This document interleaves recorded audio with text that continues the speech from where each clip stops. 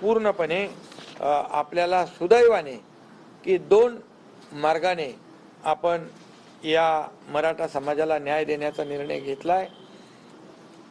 जुन्या कुणबी नोंदी आणि क्युरेटिव्ह पिटिशनच्या माध्यमातून रद्द झालेलं आरक्षण हे देण्यासंदर्भात अतिशय युद्ध पातळीवर काम सुरू आहे।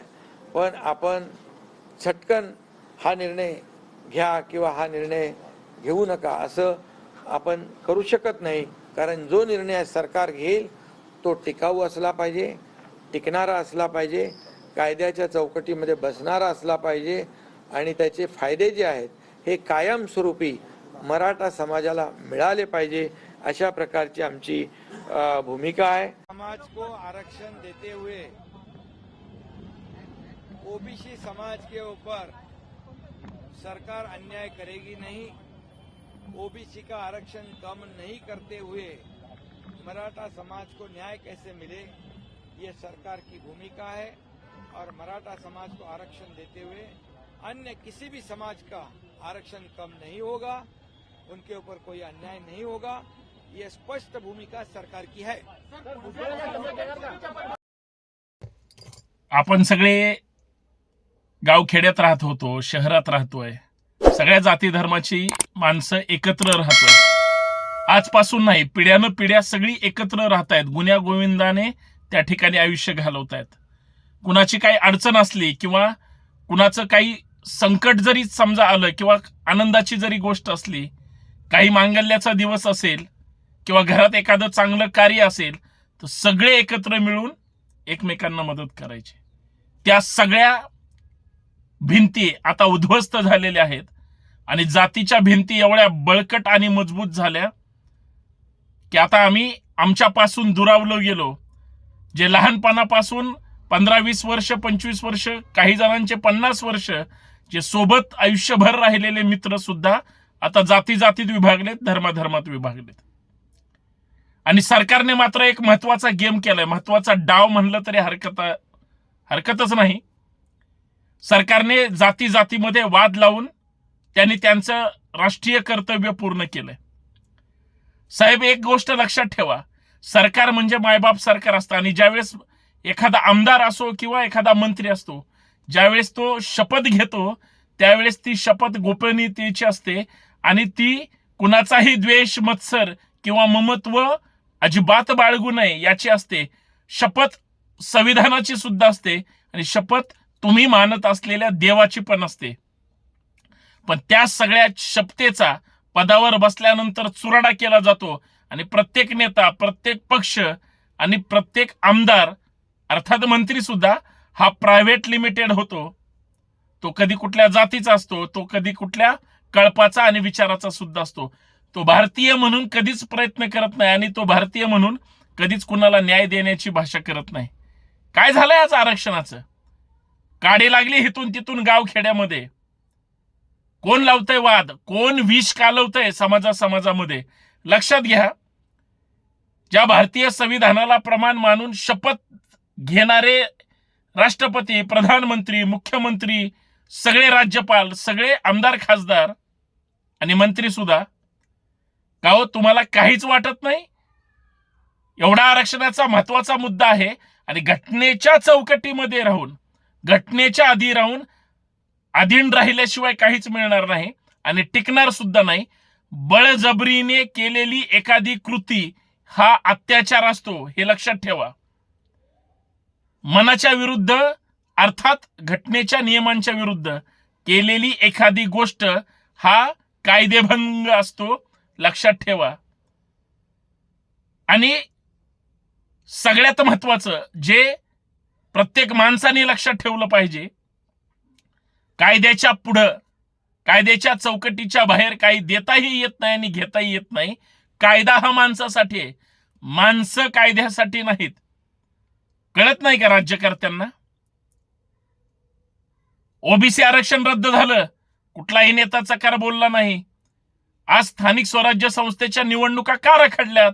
एक माईका लाल एकही नेता बोलायला तयार नाही। सरकार मात्र जाती जातीमध्ये वाद लावून यशस्वी कार्यक्रम केलाय, राष्ट्रीय कार्यक्रम सरकारनेच केलाय। जाती जाती आणि टोकाचे वाद लावून, जाती जातीमध्ये धार्मिक विद्वेष पसरून सुद्धा आज कुणीच कुणाला चांगलं म्हणायला तयार नाही, कुणीच कुणाशी नीट बोलायला तयार नाही. आणि आमची धारणा आहे सगळ्यांनी एकत्र राहिलं पाहिजे. अधिकार घटना देते, कुणाच्याच लक्षात यायला तयार नाही. आणि नेत्यांना परफेक्ट माहिती आहे, उद्याची विधानसभा जिंकायची असेल, लोकसभेला जो झटका बसलाय तो विधानसभेला होऊ नये म्हणून पिल्ल सोडली जात आहेत. वेगळी वेगळी पिल्ल सुपाऱ्या घेतलेल्या इमाने इद्वारे राबवतायत. अहो, जे मागतायत त्यांना द्या आणि ज्यांचं घेताय त्यांच्या ताटातलं देऊ नका. हा साधा सरळ फॉर्म्युला आहे.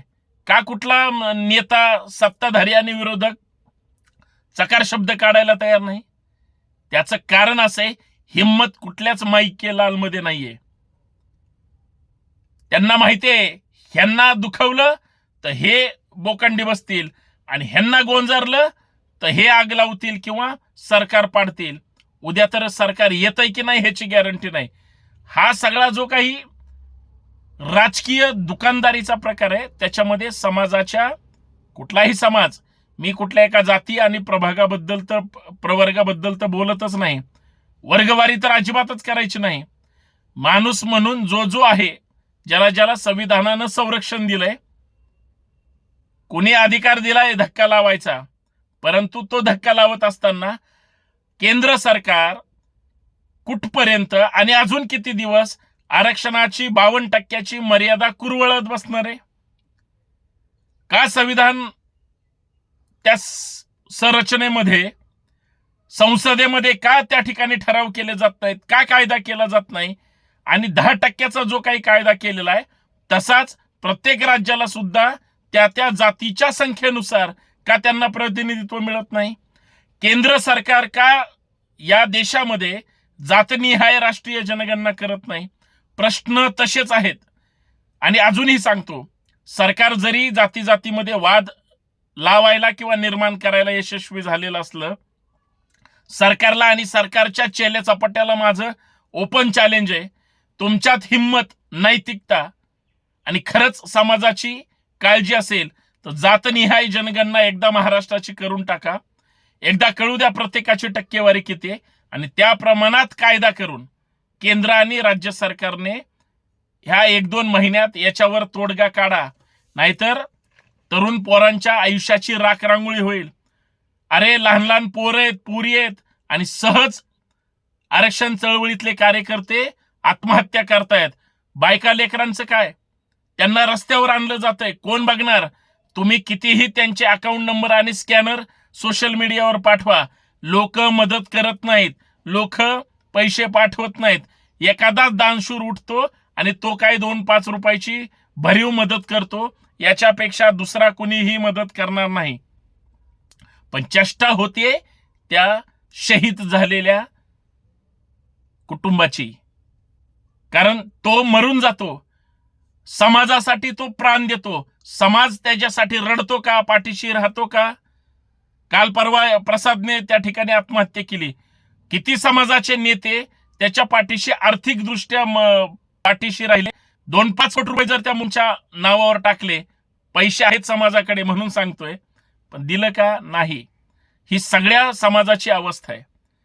मरणाऱ्यांनी सुद्धा मरू नये आणि वाद लावणाऱ्यांनी, पेटवणाऱ्यांनी सुद्धा पेटू नये. अन्यथा महाराष्ट्र, आपण जो पुरोगामी महाराष्ट्र म्हणतोय, हे बेचिराग करून टाकण्याची जी काही स्वप्न त्या ठिकाणी रंगवली जात आहेत, हे भयानक आहेत. म्हणून माझ्यासारख्या चळवळीतल्या कार्यकर्त्याला इतक्या वेदना होतात. अरे, समाज जोडताना, माणसं जोडताना, एक कार्यकर्त्यांना जोडताना 6-6 महिने, वर्ष आयुष्य गेलंय आणि जातंय सुद्धा. आणि तोडताना तुम्ही एखादी काडी लावून अख्खी म्हणजे विचारधारा बदनाम करताय, समाजाला परत विखरून टाकताय. हा जो खेळ सुरू आहे, हा सरकार पुरस्कृत आहे का? हेच फक्त संशोधनाची गरज आहे. जर तो सरकार पुरस्कृत नसेल असं जर माझ्यापर्यंत आलं किंवा तुमच्या मनाला वाटलं, तर हा वाद लावण्यासाठी कोण प्रयत्न करतंय हे सुद्धा पाहिलं पाहिजे. मित्रांनो, सगळ्यांनी एकत्र राहायचं आणि एकत्र जगायचं, एवढंच फक्त लक्षात ठेवा. धन्यवाद. जय जिजाऊ, जय शिवराय. व्हिडिओ जास्तीत जास्त शेअर करा आणि हे चॅनल फॉलो सबस्क्राईब करायला विसरू नका.